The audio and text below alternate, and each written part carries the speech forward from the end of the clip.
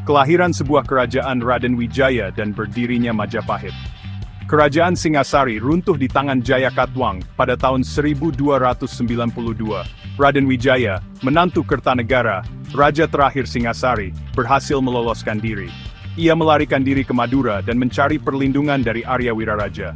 Dengan bantuan Arya Wiraraja, Raden Wijaya menawarkan diri untuk membantu pasukan Mongol yang dipimpin Kubilai Khan untuk menaklukkan Jawa. Raden Wijaya memanfaatkan situasi ini untuk merebut kembali kekuasaan. Setelah mengalahkan Jaya Katwang bersama pasukan Mongol, Raden Wijaya berbalik melawan sekutunya. Ia mengusir pasukan Mongol dari tanah Jawa. Peristiwa ini menandai berakhirnya dominasi Mongol di Jawa, dan menjadi awal mula berdirinya Kerajaan Majapahit pada tahun 1293. Raden Wijaya kemudian dinobatkan sebagai Raja pertama Majapahit dengan gelar Kertarajasa Jayawardhana. Ia memerintah hingga tahun 1309, dan meletakkan dasar-dasar bagi kejayaan Majapahit di masa depan. Kerajaan baru ini berpusat di daerah Tarik, dekat Sungai Berantas. Lokasi ini strategis karena subur dan mudah diakses dari berbagai penjuru. Puncak kejayaan, Hayam Wuruk, Gajah Mada, dan Sumpah Palapa. Masa keemasan Majapahit terjadi pada masa pemerintahan Raja Hayam Wuruk, 1350 hingga 1389, dan Mahapatihnya, Gajah Mada.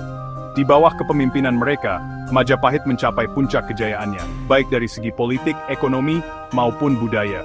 Gajah Mada, seorang pemimpin militer dan negarawan ulung, memainkan peran penting dalam ekspansi Majapahit.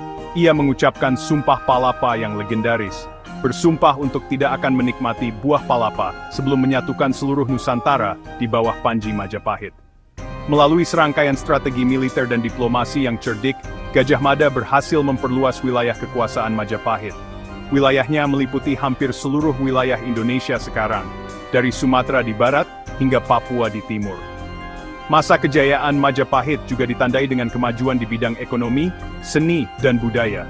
Perdagangan maritim berkembang pesat, menghubungkan Majapahit dengan kerajaan-kerajaan lain di Asia Tenggara dan Asia Timur. Bayang-bayang kemunduran, konflik internal dan kebangkitan Demak. Setelah kematian Hayam Wuruk, pada tahun 1389, Majapahit mulai mengalami kemunduran. Kematian Gajah Mada sebelumnya semakin mempercepat proses kemunduran ini.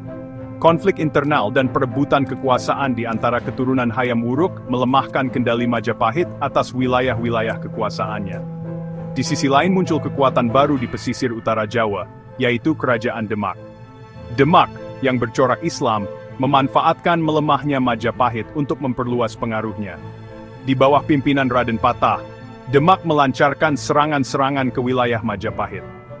Serangan Demak ke ibu kota Majapahit pada tahun 1478 menandai berakhirnya kekuasaan kerajaan Hindu-Buddha terbelah di Nusantara ini.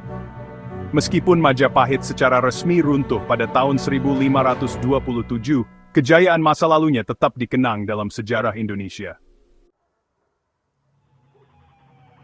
Warisan abadi Majapahit Nusantara dan keagungan arsitektur.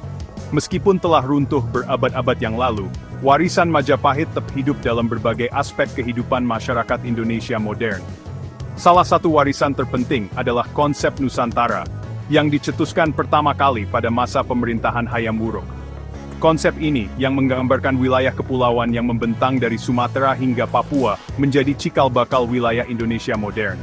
Selain itu, Majapahit juga mewariskan berbagai karya seni dan arsitektur yang mengagumkan, seperti Candi Panataran, Candi Tikus, dan Gapura Bajang Ratu. Candi-candi ini, dengan relief dan arsitekturnya yang indah, menjadi bukti kejayaan dan kemajuan peradaban Majapahit.